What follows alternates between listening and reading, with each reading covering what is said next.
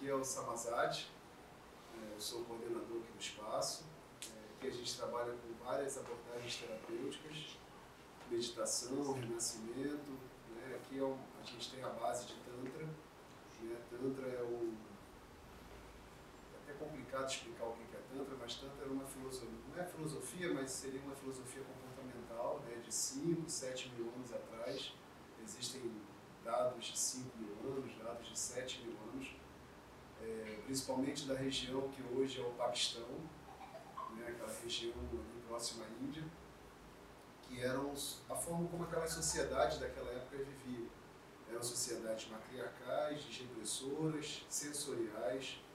Então o Tantra hoje ele busca ser vivido para esse espaço mais terapêutico, porque a gente está muito necessitado realmente do toque, de resgatar os sentidos do corpo, mas infelizmente ainda tem umas bagunças com esse nome.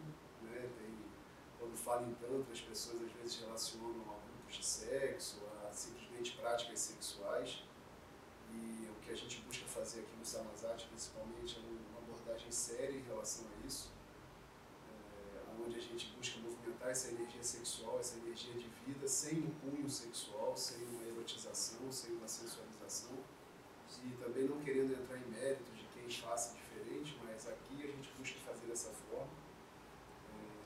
Não quer dizer que seja a forma certa ou errada, mas é a forma que a gente acredita, principalmente eu como coordenador aqui principal da casa, busco muito essa diretriz para isso. Então, bem-vindos a esse espaço. Toda última sexta do mês a gente tem um espaço que é o Samazade de Portas Abertas, então esse mês vai ser dia 27 de setembro, já estão convidados, 7h30 da noite, no mesmo horário, onde a gente celebra, muito a visão do Osho. Não sei se já ouviram falar nesse maluco barbudo aí. O Osho foi um líder espiritual indiano, que depois ele foi para os Estados Unidos, mais ou menos no final da década de 70, no começo da década de 80, e ele foi responsável principalmente por resgatar o nome do Tantra, trazer o Tantra novamente com essa visão da meditação, saindo das práticas sexuais e principalmente falando para o ocidental sobre meditação. Porque o ocidental não sabe, não tem a prática de meditar. Por mais que hoje a gente já saiba de todos os benefícios que a meditação traz, a gente mesmo assim ainda não medita. Então é resgatar, o Osho resgatou isso, e a gente traz muito a visão do Osho, e principalmente o Osho tinha uma visão de celebração, que a vida é para ser celebrada. Então por isso que toda última sexta do mês a gente faz esse espaço de celebração, a gente dança, se diverte, fala umas besteiras aqui, ri um pouco, e no final a gente faz uma prática de meditação, seja ela uma meditação ativa, uma meditação mais passiva, mas principalmente trazendo essa abordagem, trazendo essa visão da meditação para o nosso cotidiano. E a meditação não é só para quando a gente vai para o retiro ou fica no final de semana na serra, dentro de um sítio. Lá é fácil, ou então quando vai para o Himalaia. A gente tem que meditar aqui na Bambina, 7 horas da noite, esse trânsito, buzina, ambulância passando para lá e para cá. Aqui que é complicado. E é aqui que a gente mais precisa, porque lá é fácil. Então, bem-vindos. Eu vou deixar a palavra para os dois, o Dinoa e a Valéria. A Valéria é minha sogra. E obrigado por ter vindo, obrigado de novo por ter vindo. Eu tenho um respeito muito grande pelo Dinoa, por essa coragem que ele teve de trazer tudo isso à tona, de falar sobre isso abertamente, de trazer isso para a nossa vida, que a gente trabalha exatamente com isso.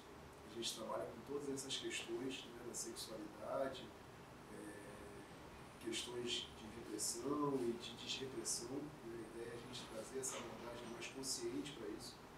E a Valéria é minha sogra, não posso falar não. Brincadeira, é a médica infectologista, então quando a Mayra falou que ia chamar o Dinu para falar sobre o livro, falar sobre esse depoimento de vida, eu falei, cara, tem a Valéria, vamos botar a Valéria junto com ele. E a Valéria aceitou o convite.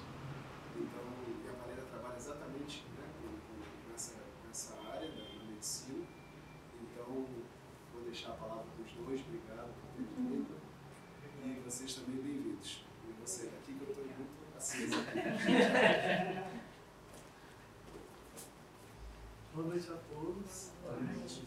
Agradecer ao Samazade o convite, né? Esse espaço aberto para a gente trocar conhecimento, trocar experiência. E eu acho que isso que deixa a vida da gente mais leve, mais rica, quando a gente troca conhecimento e se informa, né? Conhecimento e informação é poder, né? Transforma a vida da gente. Então, muito grato pelo convite, Samazade, esse espaço. Então, a gente vai falar hoje sobre sexualidade e sobre HIV. Né? Começando pela sexualidade, né? Tá tudo interligado. Né? O que é que a gente pensa assim, sobre sexualidade? Né? Como é que a gente pode pensar? Muita gente confunde, né? É um termo muito amplo, mas a maioria das pessoas confunde sexualidade com sexo. Mas é diferente. O sexo é apenas uma expressão da sexualidade. Né? A sexualidade é a forma como a gente se expressa na vida. Como é que eu me movimento na vida? Como é a minha relação com tudo e todos à minha volta? Né? Como eu me expresso pelo amor, pelo medo, pela confiança, pelo controle? Né? Como é que... Né? Como é esse meu movimento? Né? Nas minhas relações, como é que eu me coloco? Né? Então, a sexualidade ela é bem mais ampla. Né? É a gente trazer a parte sexual, é a gente trazer afeto, é a gente trazer a parte sensual, é tudo isso. Né? É como a gente se coloca nesses lugares na vida, nas relações. Né? E viver é se relacionar. Dificilmente a gente está aqui nessa vida sem se relacionar. Então, muito importante a gente se relacionar. Né? Vida, para mim, é relacionamento. Eu vejo como relacionamento. Né? A todo momento, desde que a gente nasce até o fim, a gente está sempre se relacionando. Então, e aí começa desde pequenininho, né? A gente começa ali se relacionando com os nossos pais, com as pessoas à nossa volta, e aí a gente vai crescendo. E as nossas relações, elas vão guiando a vida da gente. Né? São... como é que eu posso dizer? É o que nos estimula, é o que nos guia, é o que vai fazendo a gente se movimentar. Né? E no começo mais reagir, né? Depois com mais consciência a gente passa a agir ao invés de reagir. Né? Mas voltando do começo, né? Pela nossa infância a gente começa a se relacionar com os nossos pais, a gente vai crescendo e tem a escola, e aí começa, né? Um pouquinho maior já, com um pouco mais de idade, começam os assuntos, brincadeiras sexuais, com os amigos, no colégio, com a família, e as crianças elas vão pegando no ar, né? As conversas dos pais, da família, dos tios. Então, isso tudo vai formando. Né? Então, assim, a gente não tem hoje uma educação sexual nas escolas especificamente. E hoje as gerações ainda, por exemplo, os nossos pais, né, muitos deles ainda têm a dificuldade de falar sobre sexualidade, sobre educação sexual em casa, né, com as crianças, ainda criança, explicando, tirando o tabu desse assunto. Porque sexualidade, a gente está lidando com a energia vital, com a energia que gera a vida. Então isso é uma energia muito poderosa, energia da criação. Então isso tudo vai começar a aflorar dentro de cada um de nós, à medida que a gente vai crescendo. Então é muito importante a gente falar sobre sexualidade, né, em todos os lugares, né, e principalmente dentro de casa, para a gente ter orientações, né, mais seguras. Porque se a gente não fala em casa e não fala na escola, de alguma forma essas orientações vão chegar. E elas podem chegar de uma forma que não é tão bacana, que a gente não entende. Como a gente não entende, a forma como chega, a gente acha que é o certo. Não teve ninguém para ensinar para a gente ou para dizer, ou então quem chega, quem se coloca nesse papel de nos ensinar, pode nos ensinar de uma forma que não é tão bacana e trazer prejuízos para a gente. Foi assim que aconteceu um pouco comigo, né? Falando um pouquinho da minha infância. Meu pai bebia um pouco, né? Na verdade ele bebia bastante, então tinha a questão do alcoolismo. E a minha mãe trabalhava bastante como médica, então eles não conseguiram. E também acho que pelo nível de abertura, por ser assuntos delicados, eles não aprenderam a falar, né, a falar sobre isso, né, com os filhos. Então eu acabei aprendendo de outras formas, né, e esses ensinamentos foram chegando e eles foram... Eu fui dizendo sim, né, da forma como eles foram chegando. Chegaram por alguns adultos que para mim eram referência porque estavam me ensinando algo novo, né? Mas além de me ensinar, né, quem me ensinou foi um pouco além, né? Não só essa pessoa, mas outras pessoas. E um pouco além disso. Então, tive uma experiência de abuso desde os meus 10 anos até o início da minha vida adulta.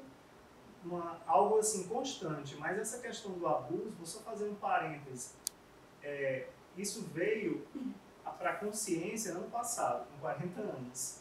Porque naquela época a gente está descobrindo o corpo da gente, então a gente não sabe o que é aquilo, a gente não sabe lidar com aquilo.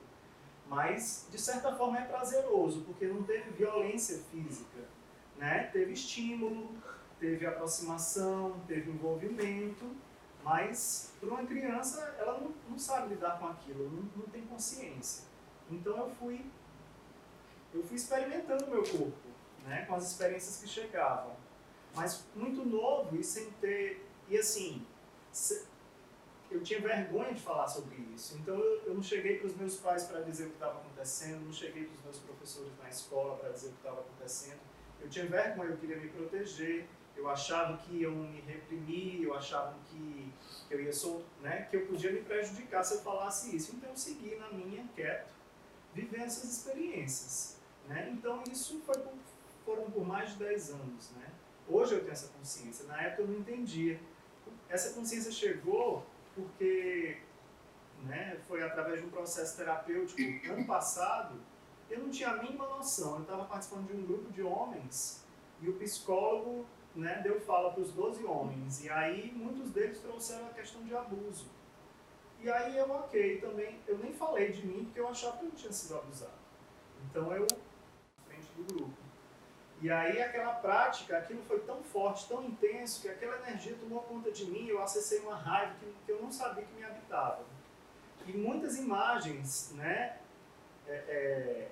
da minha infância vieram à tona nesse momento. E aí eu percebi que eu também tinha sido abusado. E aí conversando com o psicólogo, ele me falou, aí eu disse para ele, não, mas por que eu estou com raiva se eu não fui abusado? Mas que idade você tinha? Não, aí eu disse para ele, não, porque eu gostava. Sim, você gostava, mas por que você não falou nada? Alguém lhe pediu segredos? Pediu.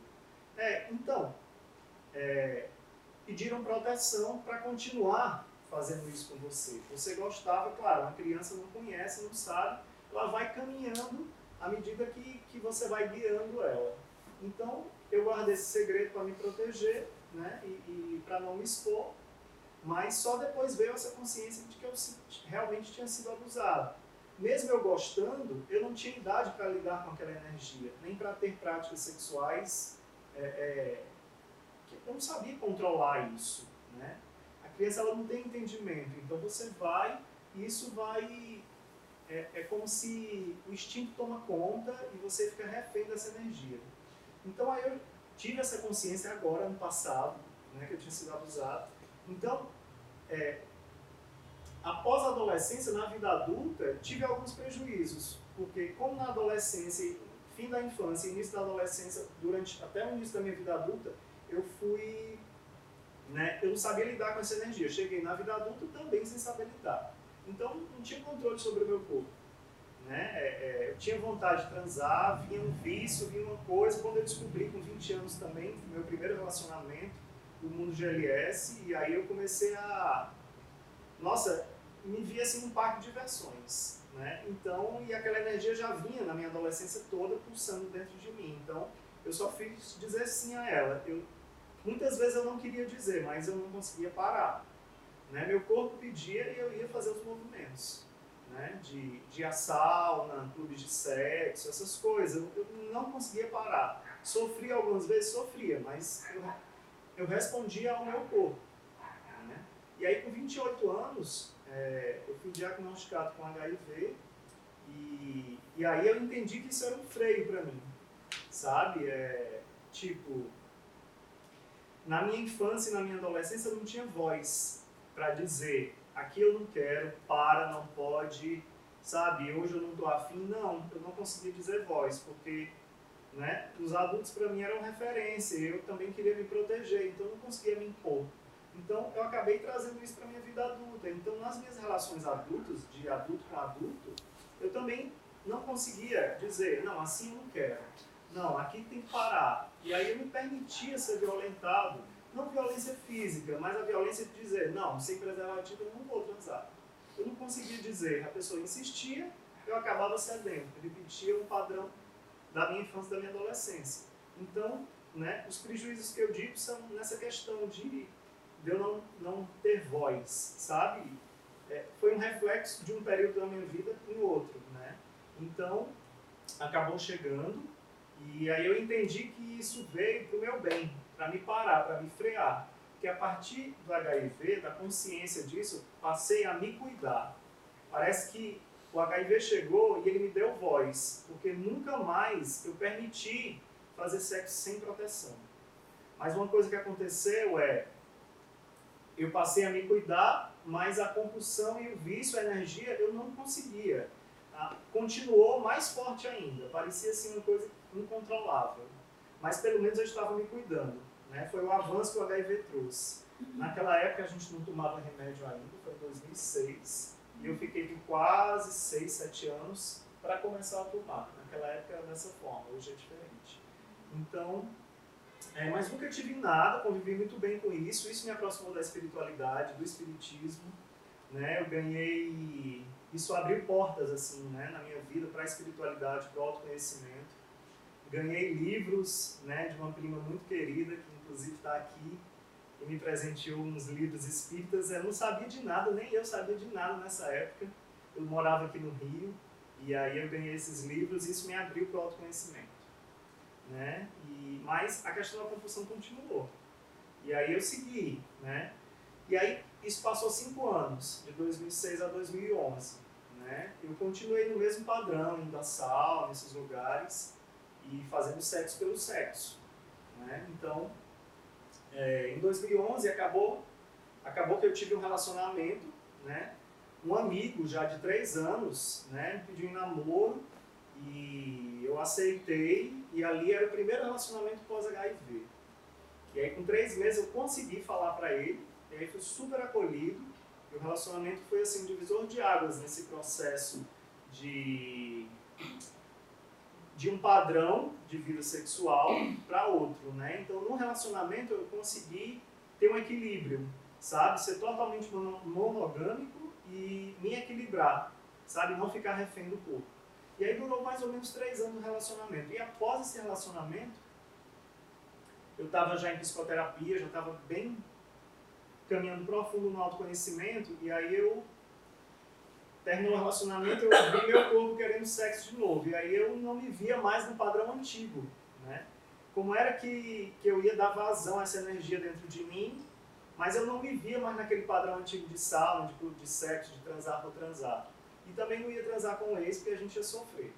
Então, né, aí o meu psicólogo, conversando com ele numa sessão de psicoterapia, eu trouxe isso para ele numa sessão, e ele perguntou se eu conhecia o sexo tântrico. Aí eu achava que era Kama Sutra.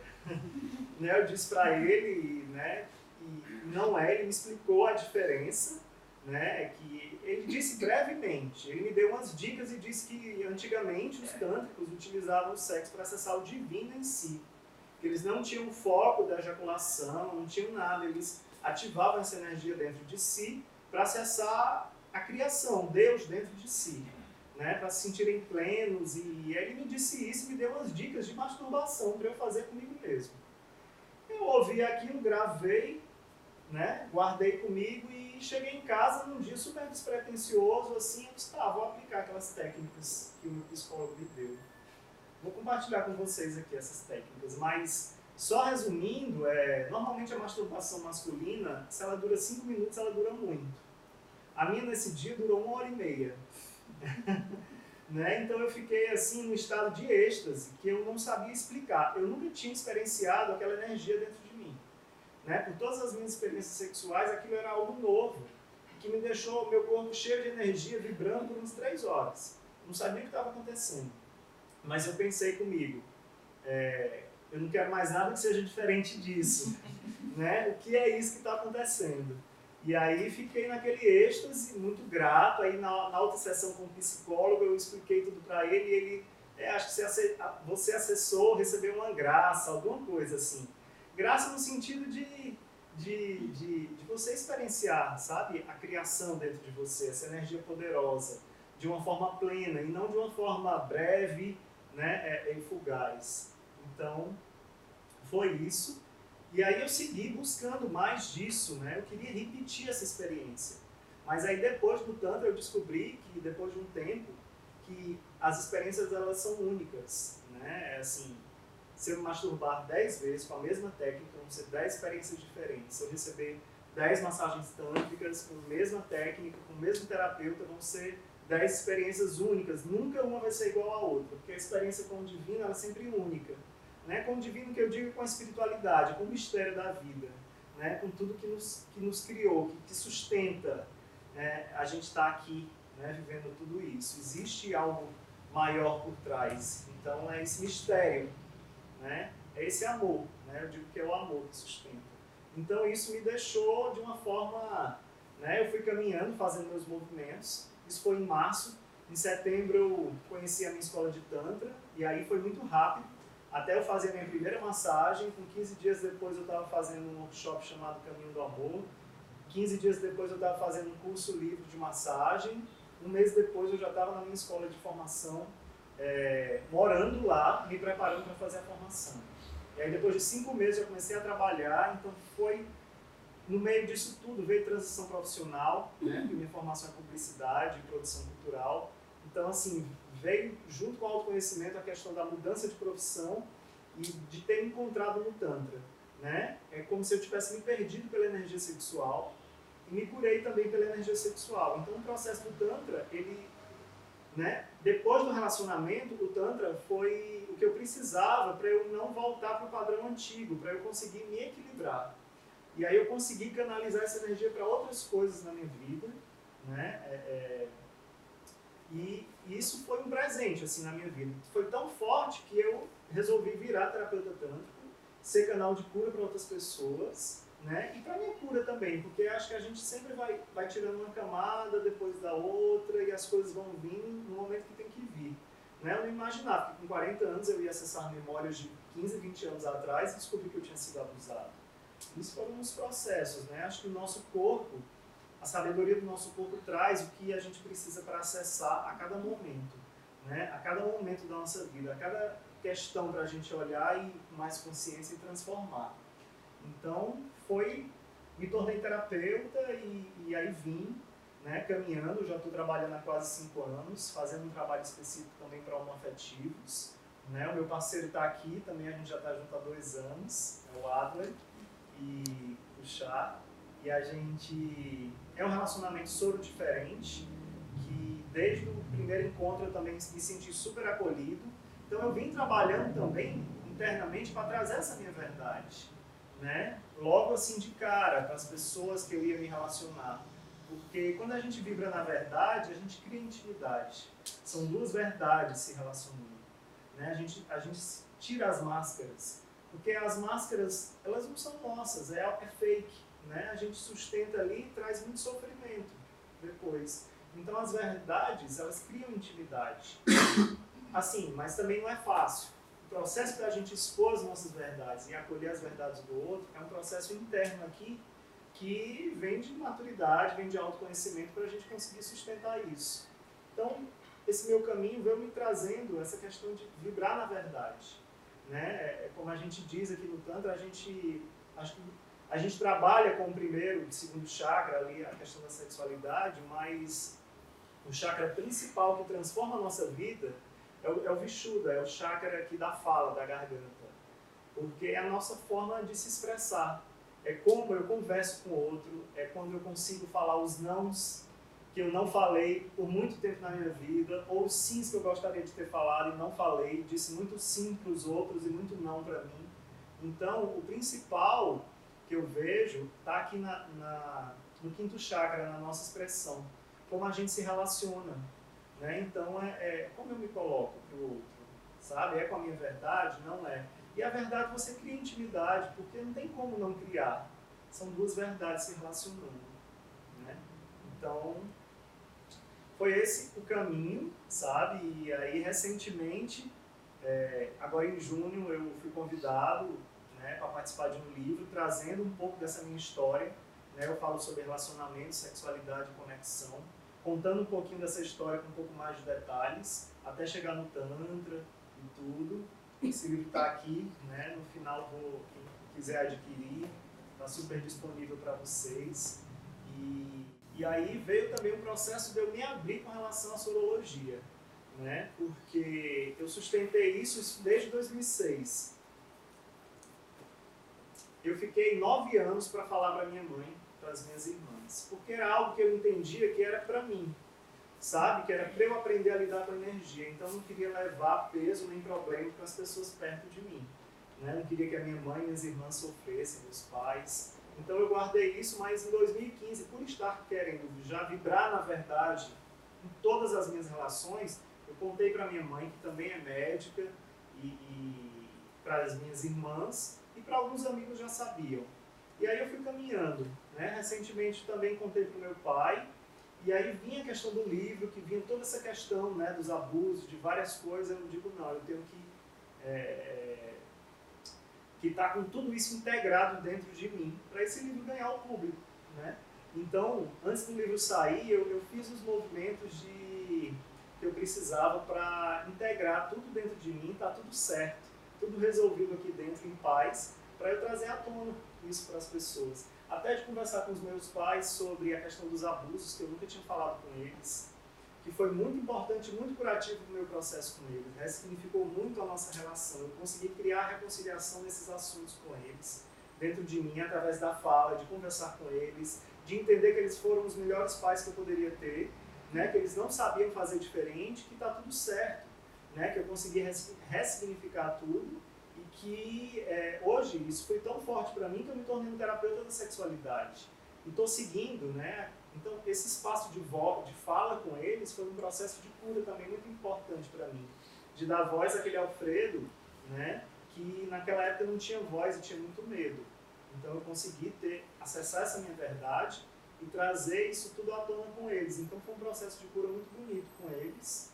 Né, e aí eu coloquei isso tudo no livro. E aí, recentemente, não tem 2 meses ainda, eu resolvi trazer à tona a sorologia nas redes sociais para todo mundo, porque era uma riqueza que eu tinha dentro de mim. Eu nunca me revoltei com HIV, porque eu entendi que era um freio. Se não tivesse vindo, eu podia ter me perdido, eu podia, não sei, ter acontecido coisas piores, enfim. Eu acho que foi um freio e eu consegui ter resiliência e olhar para isso. Não, isso veio me ensinar alguma coisa. Preciso me proteger, consegui me proteger. E aí, no tempo certo, chegou a questão da cura da energia sexual, dessa compulsão. Então, o Tantra chegou bem depois, mas acho que tudo chega no tempo que tem que chegar e está tudo certo. Então, foi um processo de cura super intenso e ele vai caminhando, né? É aquele orar e vigiar, e a gente vai se percebendo e vai caminhando, né? Sendo instrumento de cura e se curando ao mesmo tempo, né? As camadas que estão aí. Então, esse processo de me abrir para todos foi mais para trazer essa riqueza, esse processo de transformação meu, ser exemplo para outras pessoas, para mostrar que viver com HIV é viver muito bem e feliz. Dá para ter um relacionamento, soro, né, soro discordante, que hoje a gente fala soro diferente, que, né, a doutora Valéria vai falar um pouquinho melhor disso, mas essa questão do contágio está tudo muito... Tem muita novidade, e tem muita gente que é muito esclarecida e ainda não sabe. Acha que diante de um diagnóstico de HIV, acha que a pessoa vai morrer em 2 meses. E não é. Né? Então, é uma vida normal, é como se você tivesse um diabetes. Você toma um comprimido ou 2 à noite para dormir ou de manhã, e você segue sua vida normal. Então, foi esse o meu processo que eu queria compartilhar um pouquinho com vocês. Está um pouco mais detalhado no livro, né? Fica à disposição de vocês. Vou passar a fala para a doutora Valéria para trazer um pouco mais essa parte técnica, né? E como é viver, conviver, né? Com HIV. Obrigado. Muito lindo.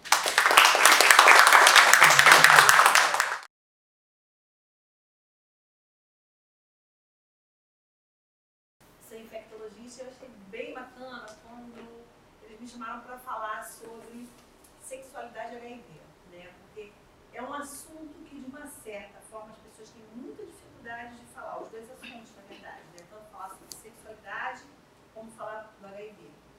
Então, assim, quando eu comecei lá a minha formação, os primeiros casos estavam surgindo, né? Não sou tão velha assim não, mas estavam vindo os primeiros casos de uma doença que ninguém sabia o que era, e as pessoas tinham muito medo. E o pessoal que fazia infectologia, como hoje, a gente adora uma coisa diferente, vamos descobrir uma coisa meio investigativa, e todo mundo da infectologia mergulhou muito nesse assunto, procurando descobrir o que estava acontecendo numa população super jovem que estava adoecendo de forma muito grave, né? Isso foi lá, tipo, 83, os primeiros casos que surgiram em São Francisco. Então foi uma coisa assim, muito estimulante do ponto de vista profissional, né? Entrar numa doença que estava começando, fazer parte da descoberta. Todo mundo que trabalhou com isso, né? Com o início lá, tinha essa ideia, né, de que a gente estava fazendo alguma coisa diferente, ajudando. Mas de uma forma geral, as pessoas tinham muito receio, né? Assim, a gente tem medo do que a gente não conhece, a verdade é isso. Uma coisa que você não conhece, você bota o pé um pouquinho atrás, né? Será que dá para chegar perto? Será que dá para examinar? E aí a coisa veio evoluindo. E assim, hoje em dia, é um salto tão grande que a gente viu acontecer, que é muito emocionante isso do ponto de vista profissional, né? Você pegar uma doença que você pensando na história da medicina, ela tem muito pouco tempo, né? Pouquíssimos anos, né? Os primeiros casos foram em 81, mais ou menos. A gente está agora com uma doença que é muito conhecida, né? Ainda tem muita coisa para se aprender, e o salto que se deu de uma hora de uma infecção que você não tinha que fazer, você tem agora uma doença controlada, na verdade uma condição controlada que você vai lidar com ela, conviver com ela e viver muito bem. Bem, tem que tomar um remedinho, entendeu? E vive muito bem, as pessoas têm qualidade de vida, as pessoas conseguem ter os seus projetos realizados. Então, assim, a diferença que se viu nesses anos é gigantesca, é muito grande, mas ainda, a gente ainda encontra muita dificuldade para falar disso tudo. A gente estava até comentando, pessoas assim, extremamente esclarecidas, são pessoas que têm acesso à informação, são pessoas com formação acadêmica boa. Às vezes tem uma impressão tão errada, que a gente fica até meio assustado, do tipo, não vou dividir comida com qualquer um, né? Não sei o que tem, vai que tem um HIV, você fala assim, meu Deus do céu, de onde tira isso, entendeu? Então tem umas informações ainda que são muito difíceis. Eu vejo muito assim, a origem disso tudo, a sensação que eu tenho, é porque é uma doença, uma infecção, uma condição que lá no início veio linkada com práticas sexuais que as pessoas achavam que tinha, de certa forma, sido feita de maneira não pensada. A pessoa não tomou cuidado, a pessoa não escolheu o parceiro, então vinha com essa carga, esse peso, que é uma coisa assim, completamente errada essa visão, né? Assim, todos nós que temos vida sexual podemos nos explorar várias coisas, não só isso, né? Então, na verdade, as pessoas tinham aquela impressão errada, não se pode falar de uma doença que está ligada a sexo. Então, isso era uma coisa meio tabu, que ainda é, né? As pessoas têm muita dificuldade de falar sobre isso. Mas aí o tempo veio passando, as informações foram chegando. Que bom que as informações foram chegando e foram desmistificando esclarecendo todos esses erros que foram acontecendo, você imaginar, por exemplo, que o vírus da hepatite B, você consegue se contaminar com ele de maneira muito mais fácil do que o HIV, mas ninguém fala da hepatite B, né? Porque assim, a hepatite B foi surgindo, ninguém ligava muito para uma coisa para outra, não teve aquela chamada de alguma coisa transmitida por sexo. E a transmissão da hepatite B, 90% é de forma sexual, mas ninguém fala da hepatite B, né?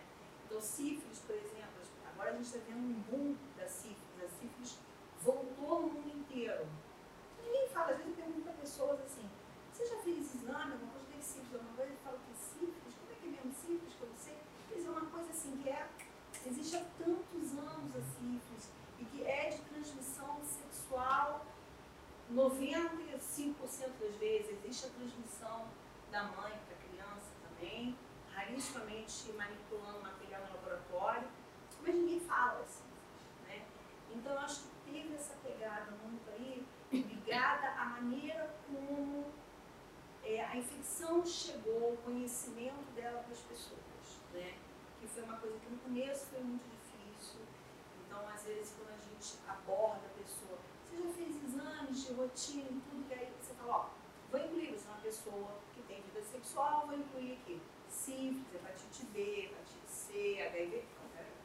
Não, peraí, isso não, porque eu sou uma pessoa, às vezes você escuta limpinha, maca, limpinha, isso é de lascar. Então, não, eu sou uma pessoa super correta, eu sou uma pessoa certa, séria, como assim? Então, a gente tem que lidar muito com isso, né? Com tirar essas impressões completamente erradas, né? E isso é um trabalho que é de todo mundo, assim. Você poder sentar e falar sobre isso é muito bacana, né? Que é uma coisa que, por exemplo, a gente sente falta. De um tempo para cá, a campanha que o governo fazia, não sei se vocês têm reparado, a gente quase não lembra nada. Diminuiu enormemente. Não se fala mais nada. E com isso, não, por exemplo, essa coisa de falar sobre sexo e sexualidade nas escolas, agora então está mais difícil do que nunca. Acho que vamos viver momentos de trevas, porque isso aí não vai acontecer agora. E é uma loucura, por exemplo, a gente tem visto agora um boom de meninas que estão grávidas e com sífilis, né? Então, assim, eu fiz há pouco tempo, tive que fazer um levantamento em maternidades, a quantidade de óbito de fetos com sífilis de mães, assim, em torno de 14 a 16 anos, uma quantidade enorme, que não se fala, né, de prevenção, de cuidados, não se fala de rotina de laboratório, nada. Então, assim, isso ainda é um assunto que se tem muito tabu, que não se fala muito ainda sobre isso, o que é extremamente ruim para todos nós, né, porque eu acho que assim, a melhor coisa é a informação, é a troca, é a verdade, né, que a gente vai trocando. Enfim, a gente está vivendo um momento bem bacana, né, em relação à infecção, especificamente, né, viral, que é um momento em que, já desde o ano passado, se chegou à conclusão que as pessoas que estão tomando remédio e estão indetectáveis é o seguinte, a gente tem 2 parâmetros básicos que a gente acompanha no controle da infecção viral. Um negócio chamado carga viral, que é a quantidade de vírus que está circulando no sangue, e outro negócio chamado CD4, que é ver como está a imunidade da pessoa. E desde o ano passado, que assim, uma série de trabalhos que seriam sendo feitos mostraram que as pessoas que estão indetectáveis, elas não transmitem o vírus, o que é uma coisa muito bacana. É muito legal porque eu acho que mostra, né, que tudo isso valeu super a pena, a busca por tratamento, não é? A busca de qualidade de vida, então é uma coisa muito, muito bacana. Então é um momento muito bonito. Você sabe que é a coisa de uns 4 anos atrás, mais ou menos, acho que foi no Congresso Internacional, uns 4 anos atrás, um professor que tinha sido meu professor, né, quando eu fiz infectologia, né, na minha formação, ele pegou e foi abrir, né, a palestra inaugural, e ele ficou extremamente emocionado. Ele é um cara super sério, assim, super distante. Ele se emocionou e chorou, mas todo mundo ficou com o queixo caído. E ele falou, eu não pensei que eu fosse estar vivo para ver esse momento. As pessoas vão viver super bem. As pessoas não têm mais aquela sentença de que se tinha antigamente. Faz o diagnóstico, não tem o que fazer.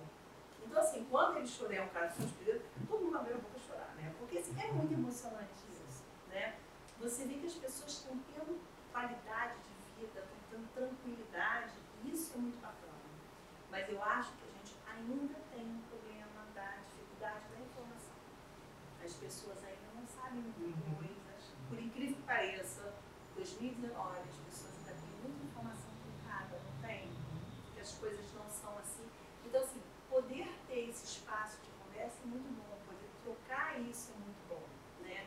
Falar que hoje em dia a pessoa está fazendo o seu diagnóstico da infecção viral, ela tomando remédio e ficando indetectável, ela vai ter exatamente a mesma sobrevida da população não infectada, que é uma coisa incrível, é uma coisa assim que não se imaginava, né?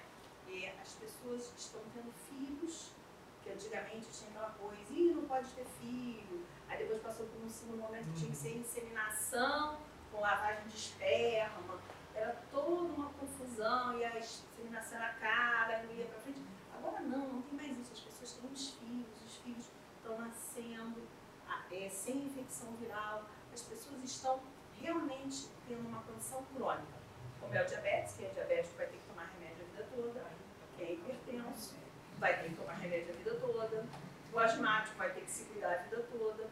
Então, na verdade, a gente está vivendo agora um momento de que é um momento que você olha e vê uma condição crônica totalmente controlada e que você vai ter qualidade de vida, o que é o melhor, né? A pessoa ter qualidade para ter os seus projetos realizados, ter a sua vida indo para frente. Então, eu acho assim, eu particularmente eu fico super emocionada, né?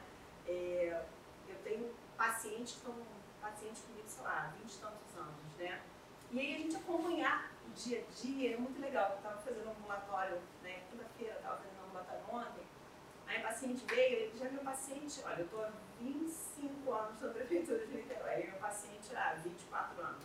Aí ele estava falando, isso aqui que eu tô com uma dor, eu falei, eu também, cara, eu desci uma escada, aqui, caramba, a gente tá ficando velho, né? Eu falei, mais ou menos isso, né? Então, assim, é muito bacana a gente ver que as pessoas têm qualidade de vida, que as pessoas podem realmente fazer os seus projetos e dar seguimento a isso.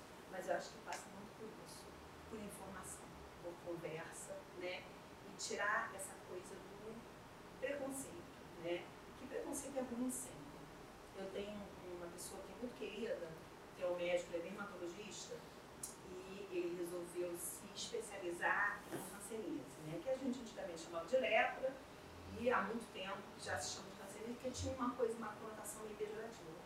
E ele fala que ele resolveu fazer isso porque, quando ele era novinho, ele agora deve estar com 60 anos mais ou menos, ele morava no Pará, ele tinha mais ou menos uns 8, 10 anos, a avó dele, que foi a pessoa que o criou, ela foi tirada de casa pela polícia, porque ela tinha lepra, ela foi colocada no sanatório, eles nunca mais viram a avó.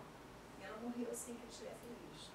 Então, isso foi uma coisa que trouxe tanta angústia para a vida dele, que ele falou, eu tenho que trabalhar com isso, eu tenho que fazer parte disso aí para acabar com essa loucura do preconceito, daquela coisa que você não conhece, você tem medo. As pessoas tinham que ir em São Cristóvão, tinha um leprosário, que era chamado na época, que as pessoas eram colocadas lá e a família não tinha mais contato, né?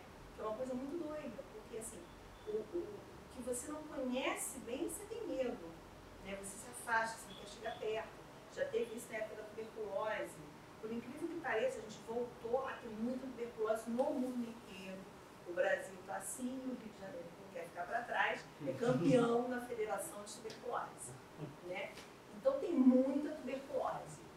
E tuberculose é uma doença que você tem um tratamento de 6 meses, alguns casos 9 a 12, mais especiais, mas tem uma cura pontual. Hoje em dia, se você fala assim, inflamatória tuberculose, Deus me livre, não vou nem visitar, não posso nem perto. Então ainda tem muito da desinformação. Eu acho que a desinformação é realmente o que acaba atrapalhando com as relações, com o fluxo, né, que deveria estar sendo seguido. Bem, eu acho que agora a gente pode abrir de repente para as pessoas perguntarem alguma coisa que vocês quiserem, né? Então, não sei se vocês têm vontade de perguntar alguma coisa, mas é mais ou menos isso.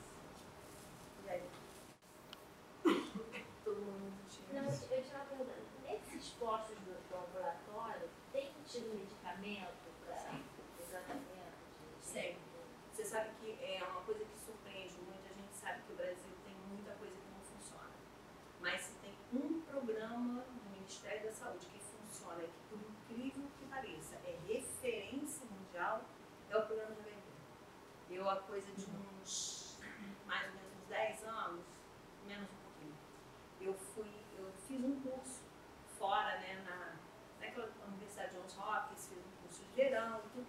E eu ficava impressionada que as pessoas me todas perguntavam, você é infectologista no Brasil? Ai, conta pra gente como é que é o programa, a gente acha o máximo o programa. Você leva até um susto, né?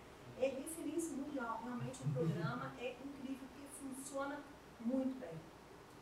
Ele pega todas as etapas, do diagnóstico ao tratamento, ao acompanhamento clínico, ao fornecimento de medicação, e é o que tem o maior número de pessoas em acompanhamento, tudo gratuitamente. Então funciona bem.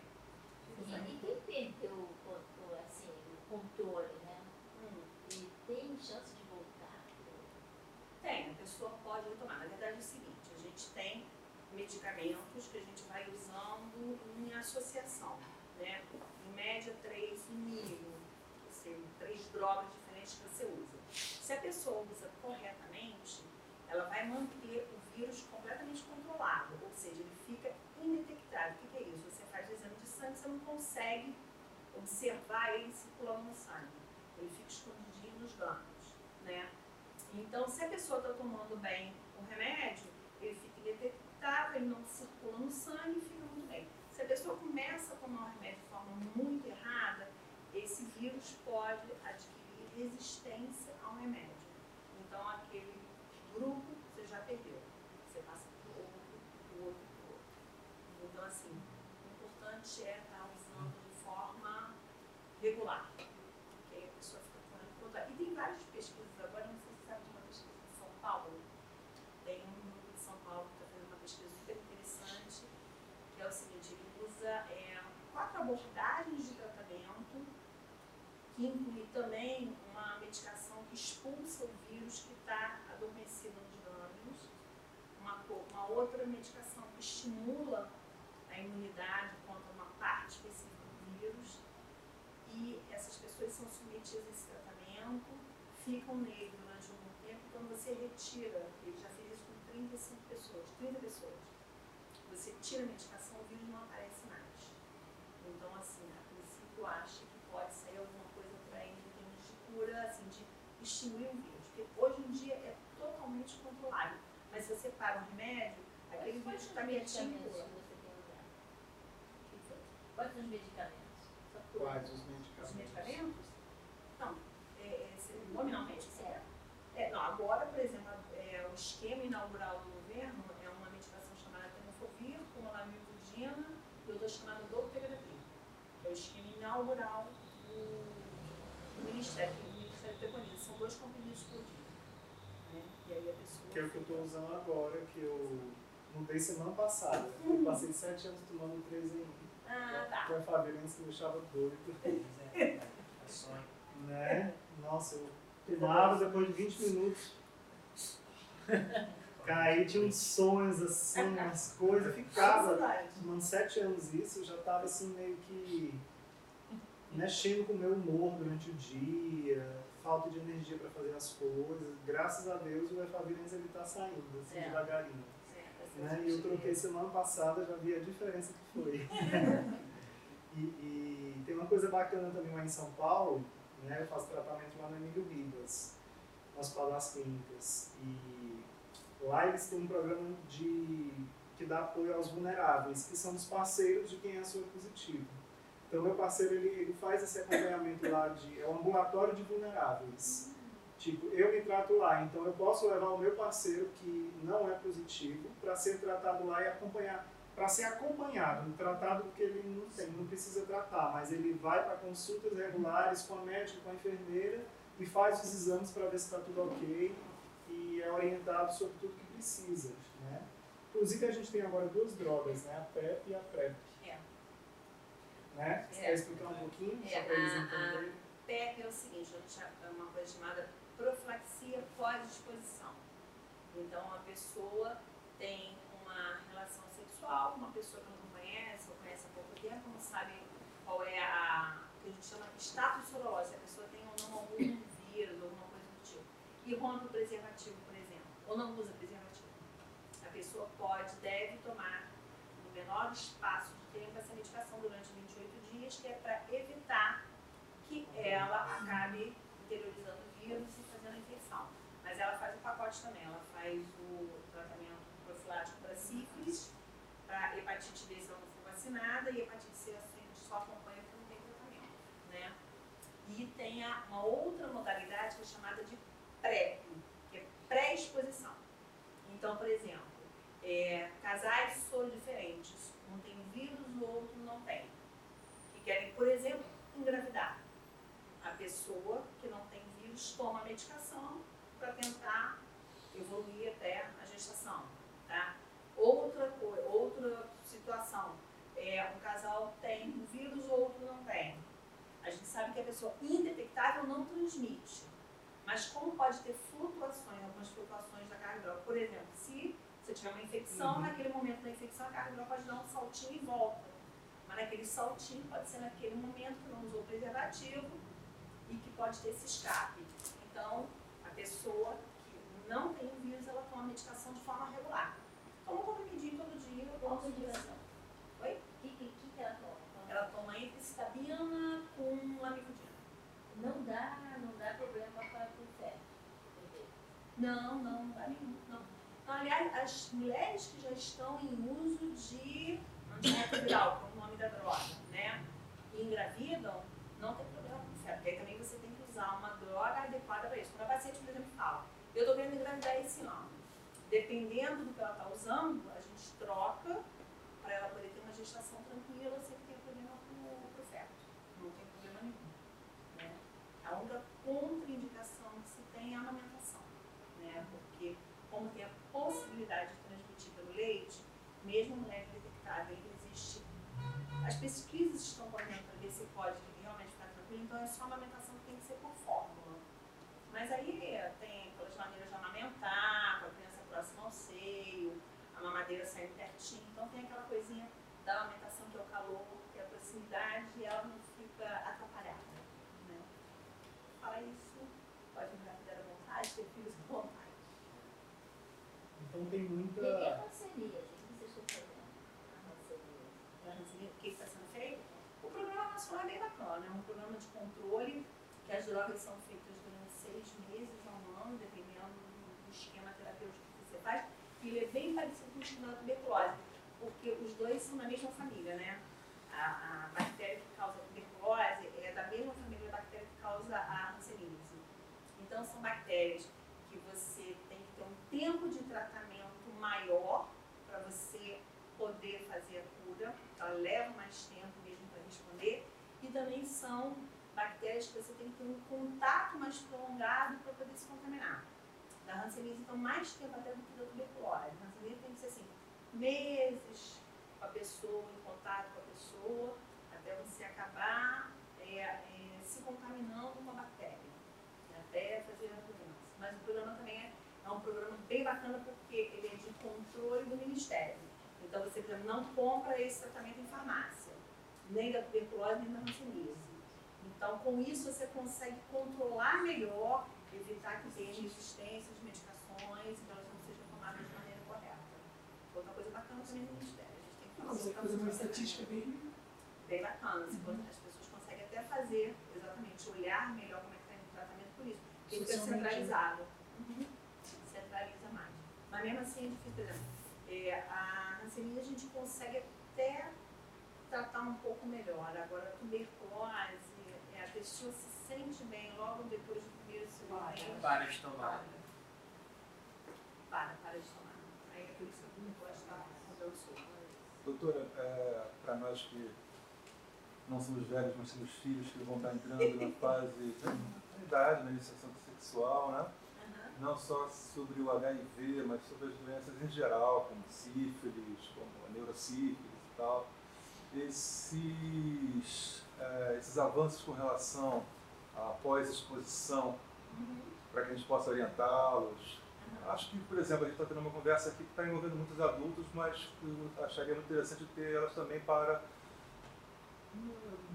não sendo paternal, mas sendo para quem vai se introduzir na vida, na plenitude da sua sexualidade, na vida que foi o início de toda essa palestra, né?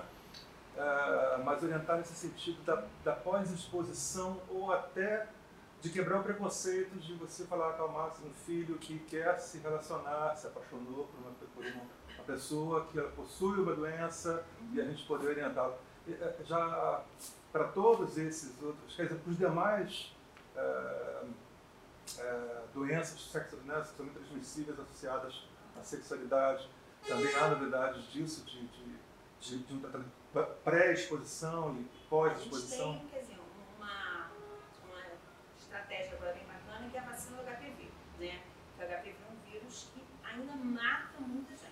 Muita mulher morre de HPV, porque é um vírus de contaminação sexual e que ele fica alojado e quietinho no organismo da pessoa sem dar nenhum sintoma. Até que um dia a mulher descobre que está com câncer de colo de útero, que já invadiu a cavidade abdominal toda, já lançou metástase, porque ele não dá sinal, né? Então a gente já tem uma estratégia que é a vacina para HPV, que é uma coisa fantástica, que está salvando muitas e muitas mulheres pelo mundo todo. Por incrível que pareça, o Ministério também fornece a vacina para HPV, que é uma coisa bem bacana. Está ainda no grupo menor, né? Vai até os 14 anos só, mas é justamente aquela galera que está começando a vida sexual. Começa aos 9 anos, a vacinação vai até os 14. Então é bacana porque justamente está pegando a pessoa no início da vida sexual. Então a gente tem a estratégia do HPV. Em relação às outras, a gente tem mesmo muito que conversar. Tem a vacina da hepatite B, que a hepatite B tem contaminação sexual em 90, 95% das vezes. Então existe a vacina, prevenção também. Tem da HPV, tem da hepatite B. Hepatite C, que também é uma hepatite de transmissão sexual, um número razoável de vezes. Ele é mais de contaminação de material péfilo-cortante. Então, compartilhar seringa, fazer piercing, tatuagem em local que não tem material estéreo, você está correndo risco, dentista, você também corre risco.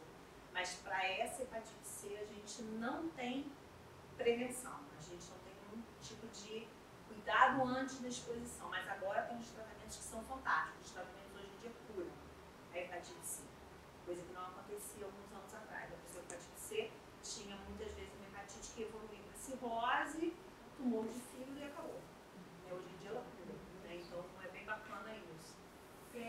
E para a pessoa que já foi exposta ao HPV, as vacinas, elas funcionam? Funciona, valem a pena ainda. A gente tem atualmente licenciada no Brasil uma vacina que pega 4 tipos de HPV, que são os 4 mais importantes na doença que pode mais tarde virar câncer, né? E em breve vai ser licenciada. Mesmo para quem já teve, vale a pena, porque normalmente a pessoa manifesta a doença por um tipo viral. E quando você toma a vacina, você está protegendo contra os outros também. E todos os estudos mostraram que aquela pessoa que teve já o HPV manifesto, quando toma a vacina, ela monta uma imunidade que ajuda a controlar aquele que você já tem. Então é bem bacana. Então vale a pena em qualquer situação. Porque a quantidade de gente que tem HPV é enorme, né? Sim. Pensando por isso. E eu já vi, e engraçado que eu fiz uma enfermeira, ela falou que não adiantava mais tomar. Não, adianta sim. E foi esse ano. Não adianta. A vacina não é idade limitante, porque acho que A vacina é até muita 49 gente. anos. Não, no Ministério, você diz? Eu acho que não vale para qualquer um, né? Não, Porque a a pessoa vacina- quer tomar vacina, não toma. Não consegue tomar. Não, Tem consegue uma- na rede privada. É só para Isso, pessoa gente, mais nova, né? Na rede pública você vacina até 14 anos, de 9 a 14. O HPV no homem ele pode dar verruga, né?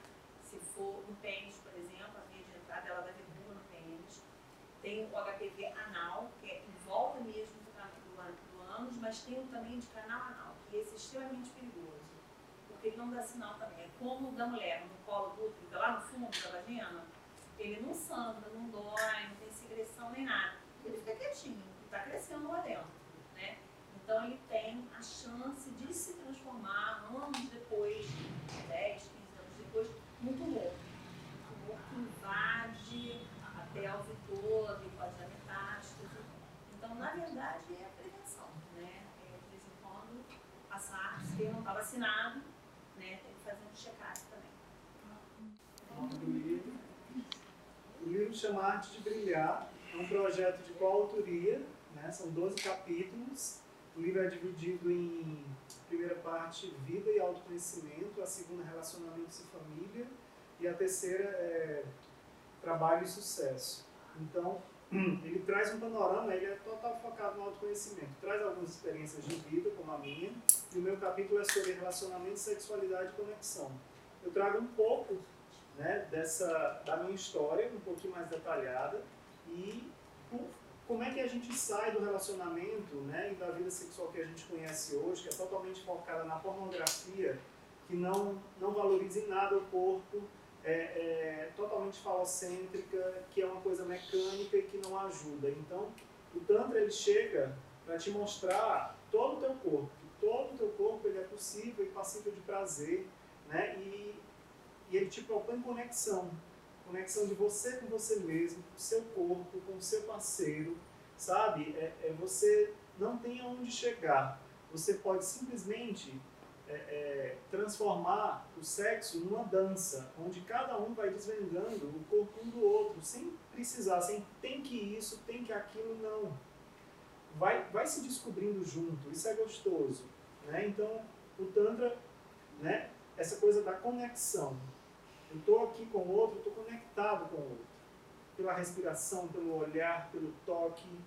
Né? Então, o Tantra ele resgata essa questão do toque. O toque hoje em dia está muito sexualizado. As pessoas têm medo até de abraçar demoradamente. Mas um abraço demorado, respirando junto, transforma o dia de uma pessoa. Você muda o seu padrão de vibração, sabe? Te dá um up. Então, assim, a importância do toque entre pais e filhos, entre casais, entre namorados, de todas as formas, o toque ele é importante. Então o Tantra, ele traz muito essa consciência para o corpo. Aumenta a questão da percepção do seu corpo. Eu conheço o meu corpo, né? Muitas vezes quando a gente está na relação a dois, a gente coloca nas mãos do outro a responsabilidade de nos dar prazer.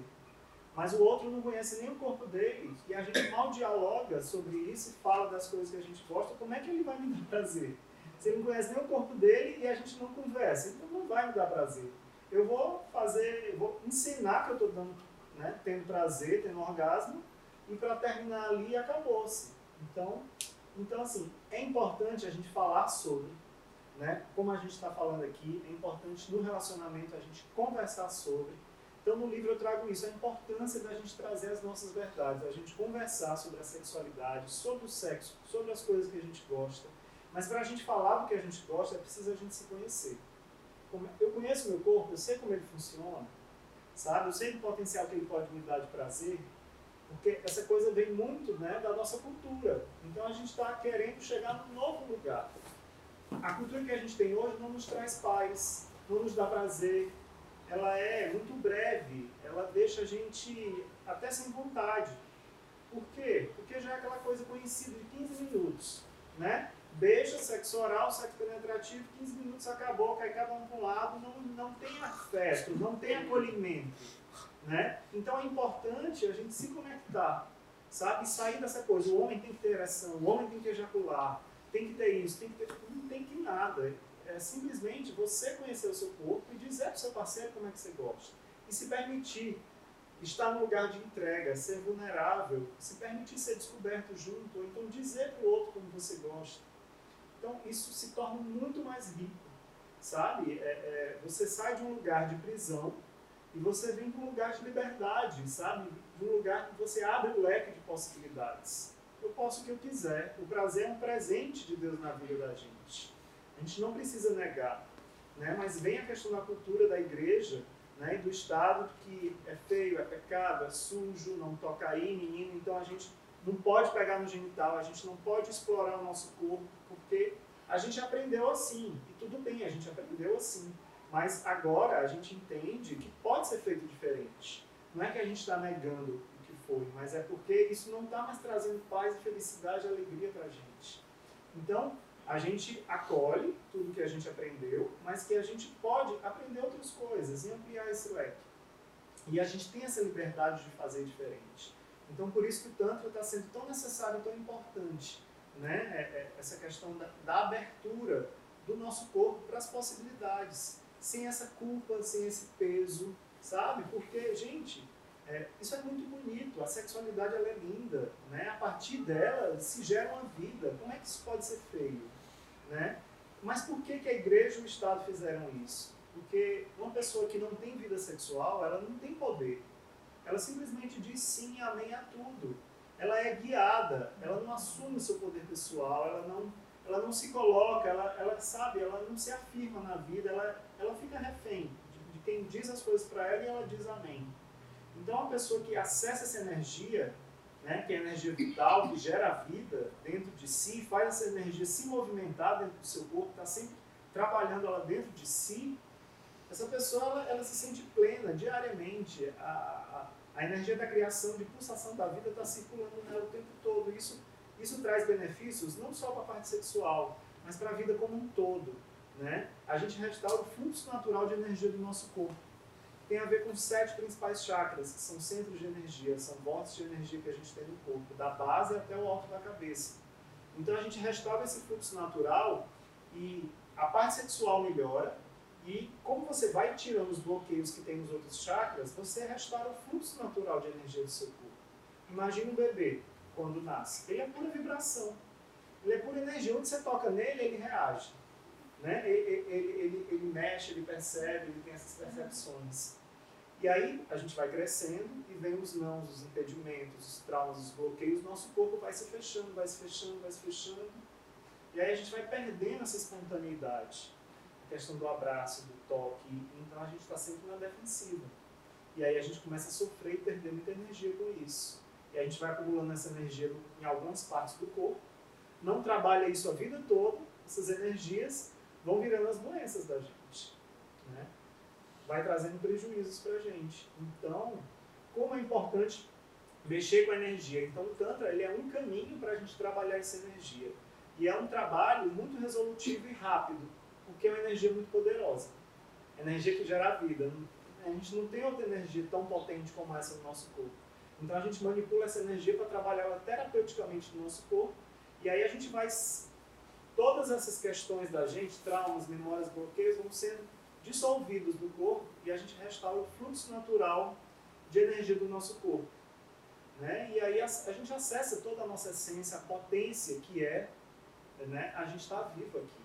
Né? Com todo o nosso poder de realização, de amar, sabe? Amor incondicional, intuição, conexão com o universo, né, com Deus, com o que você quiser chamar. Mas a gente acessa, a gente se expressa melhor, sabe? A gente tem relacionamentos mais harmoniosos, a gente passa a confiar mais na vida e nem tanto no medo. A nossa sociedade vive vibrando no medo.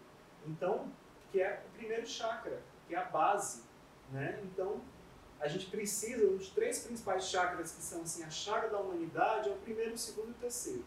O primeiro tem a sobrevivência e tem a questão do medo, das pessoas não confiarem, né?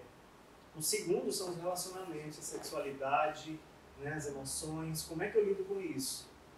Tá todo mundo precisando de ajuda. E ninguém fala que precisa de ajuda.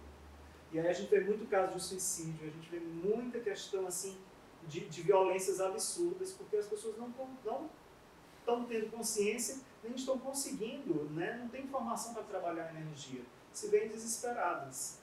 Né? E o terceiro, o poder pessoal. Né? Como é que eu me afirmo? Autoestima.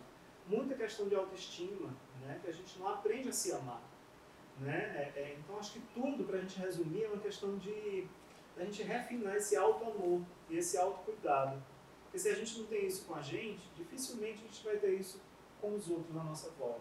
A gente despeja muito, né, as nossas insatisfações, essa falta de amor com a gente em cima dos outros, com violências, com falas inapropriadas. Então, o Tantra vai ajudar você a trazer consciência para o seu dia a dia, para o seu corpo, para a sua vida, para você se relacionar melhor. Os desafios vão sempre chegar. A diferença está em como é que eu lido com eles, como é que eu olho para eles, né? Como é que eu transformo isso na minha vida. Então, no livro eu trago isso, a questão da sexualidade, do relacionamento e como é que eu me conecto comigo, né? Para eu ter mais prazer e mais paz na minha vida. Quais são os prazeres que me trazem paz? Né? Porque tem muito prazer, eu posso tudo, mas nem tudo me convém, né? E me traz paz, como é que eu estou com isso? Né? Porque aquele prazer que eu tinha na minha adolescência ou no início da minha vida adulta, dos clubes de sexo e sauna, o prazer é gostoso, mas depois a carga energética que você fica, né? Mas isso com a consciência, né, da espiritualidade, das energias, a gente vai percebendo o nosso corpo diferente. Então, eu ia para relaxar e eu voltava pior do que eu tinha ido. Então, a minha semana era péssima. Então, com o tempo, eu fui começando a ir cada vez menos, né? E aí você pede ajuda. Então, a gente precisa falar e pedir. A partir daqui, pedir ajuda a um amigo, ou um parceiro, a parceira, o pai, ou a mãe, o psicólogo, qualquer terapeuta. A gente está na era das terapias, né? Tem muitos caminhos que podem te ajudar. Então, não custa nada a gente falar e pedir ajuda, né? Então, esse é o convite da gente refinar esse auto-amor e esse auto-cuidado, sabe? Se movimentar em relação a isso, sabe? Que acho que isso é muito importante, vai fazer a diferença na nossa vida e muitas vezes a gente está no caminho e a gente quer trazer pessoas para o caminho junto com a gente, né? Mas cuide de você, que a sua luz vai brilhar mais e vai iluminar em volta. E as pessoas vão começar a chegar em você. Você não vai precisar trazê-las para o seu caminho. Porque muitas vezes a gente quer trazer uma pessoa para o caminho, mas ela não está no tempo dela. Então, cuida de ti. Que, imagine, se cada um cuidasse de si, a luz vai crescendo de cada pessoa. Então, a gente teria um planeta muito mais iluminado. E essa luz vai chegando em cada vez mais e mais pessoas. Então, se a gente cuidar da gente já está fazendo muita coisa, né? Porque a gente fica na ansiedade de querer salvar o mundo e todo mundo que está na nossa volta, né? Mas vamos fazer a nossa parte e está disponível para as pessoas, para quem pedir. Porque as pessoas têm que pedir, têm que vir de dentro esse querer, sabe? Mas sempre estimular o diálogo e a fala e o olhar de compaixão, de saber que a pessoa não é aquilo que ela acha que ela é, não. Ela é muito mais. Ela está numa situação A, B ou C, mas ela é muito mais que aquilo passa. Então, trazer esse olhar amoroso de acolhimento que faz toda a diferença. Eu acabei me estendendo já. Então é isso, eu trago nessas reflexões do livro. Aqui no Samazat, a gente tem esse espaço, né? A gente está começando um ciclo de palestras abertas, né? Começando com essa palestra hoje. E tem outros eventos aqui no Samazat também, lá embaixo tem a agenda. E hoje é um evento aberto, né? A gente, né, é super aberto, mas a gente sugere uma contribuição consciente para quem puder, né, e quiser. A gente tem uma caixinha aqui em cima da mesa dos livros, quem quiser e puder vai ajudar que a gente possa continuar fazendo mais eventos como esse, que possa ser mais acessível, né, a todo mundo. Né? Então, trazer informação e conhecimento. Né? Os livros também estão disponíveis, quem quiser eu posso autografar, o Tuxá está aqui, que é o meu parceiro, ele vai me ajudar, quem quiser a gente pode passar cartão, custa R$ 38, e é isso.